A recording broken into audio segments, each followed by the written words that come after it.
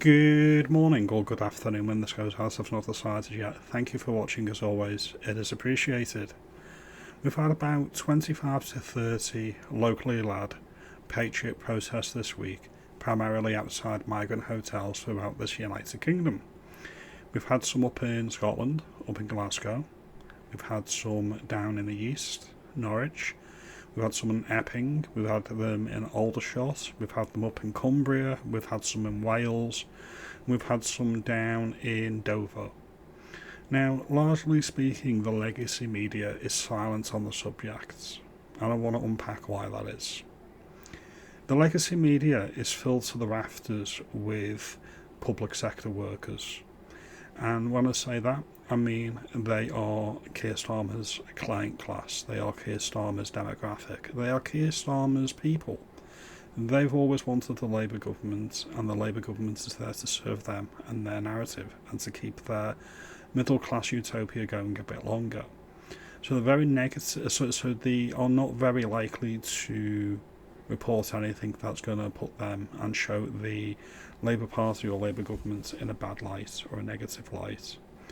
Now, you may remember that George Orwell once said that journalism is printing what someone else doesn't want printed. Anything else is public relations. That's why everyone goes for the news to X now, formerly Twitter. It's where you're going to get the information that you don't get on the legacy media. Now, credit where credit's due. We've had a few posts from Sky News this week, and they're actually admitting that Northwich or the Norwich asylum protest was largely peaceful, like Epping, until the masked Antifa agitators came along and whipped up the crowd. It's time to treat stand up to racism as paid agitators. Well, they are agitators.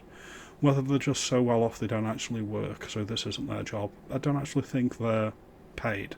I do think they get their expenses covered, but that's the difference from a salary, in my view. So let's look at this first media clip I'm going to show you now. This is up in Scotland, by the way, up in Glasgow, and this is UKIP and Nick Thanconi, and he went up. He's a good bloke, as I say. I've been in a few spaces with him, and he seems to be a decent chap. So we'll play this one first of all.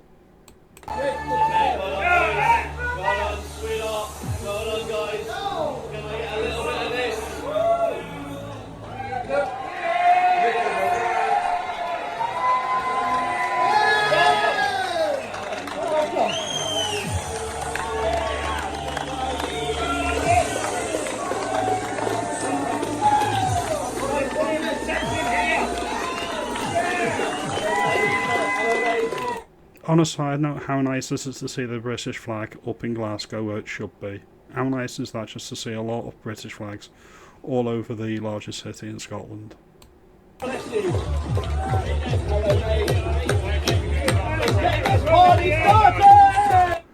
That's what we love to see. So that's the one side. You've got the Patriots on one side, and on the other side you've got the middle class socialists, and they think that Nigel Farage is far right. How wrong can you be? Nigel Farage has said that in the next election he's going to be further left on migration than the public. I completely agree with this. Whether that's the right strategy for him is another matter. I've got concerns about that strategy, but he's right. But then you get clips like this.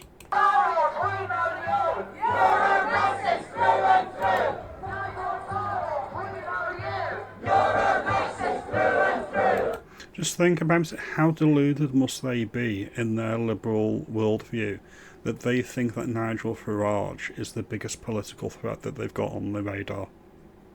How deluded are they? He is very much the lesser of two evils to them, and they don't even see it. It serves their purpose to paint Nigel Farage as the biggest racist, the biggest bigot, and the biggest xenophobe this country has ever seen. If anyone ever pays attention to Farage, a lot of people in the reform movement think that he is far too milquetoast, he's far too centrist for their tastes. They've got a rude awakening of what's coming after Farage. Farage would be the next Prime Minister, next elected Prime Minister anyway. They're in for a rude awakening if they think that's the end game. That's merely the opening gambit in my view.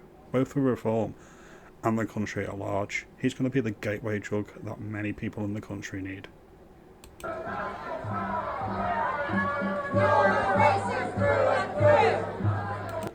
As you'll see again, they were busted in by the police and they're managed and corralled locally, and you'll always see the matching placards, the matching signs.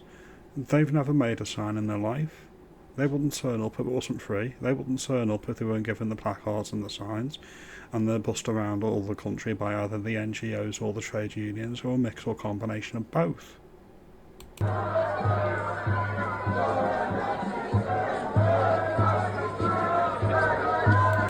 Anyway, so you get the far left agitators, and then you get the, as they would say, the bigoted far right. Let's have a look and see how scary they are.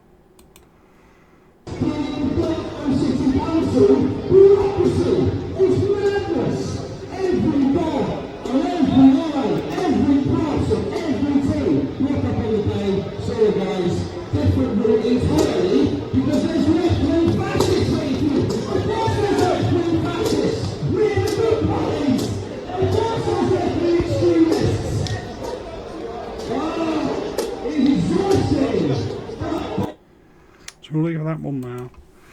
But you'll see, as I say, in the legacy media, you'll see very limited coverage on these Patriot rallies, which is why we're depending on the grassroots. They need to be locally led, and we need to be dependent on local people verifying what happens, because the reason why the legacy media don't want to cover it is they hate the working class. They hate anybody that's not got out of the working class, what they say is the working class trap. If you've not compromised your principles, your ideals, your morals to get out of what they class as poverty, then you're the problem and you deserve to be substituted for somebody else. The liberal media is over. Back in the day, you used to get decent, locally led journalism from all the legacy media. There's a lot of people that forget. Before 1997, BBC, ITV, Channel 4, they had local led media, and then it was all consolidated into London. And it was consolidated into London for a single reason, for a single narrative that you can get off the government. Words to the not so wise in the legacy media: if you're parroting government talking points, you're not media, you're not journalists. All you are is a PR machine for the government. It's time to decide whose side are you actually on. Are you on the side of the state? Are you on the side of the liberal lovies that think that all cultures are equal? Or are you on the side of the patriots that are stirring all over the country, peacefully, respectfully, making their voices heard, making their feelings known? Which side are you on? Anyway, just something to think about. Never believe the mainstream narrative. Question everything, and like and subscribe to this video. We will win this in the end. I feel really good, and you should too. We're going to win this in the end, and that's the important thing you need to remember. Have a good day, and thank you for watching as always.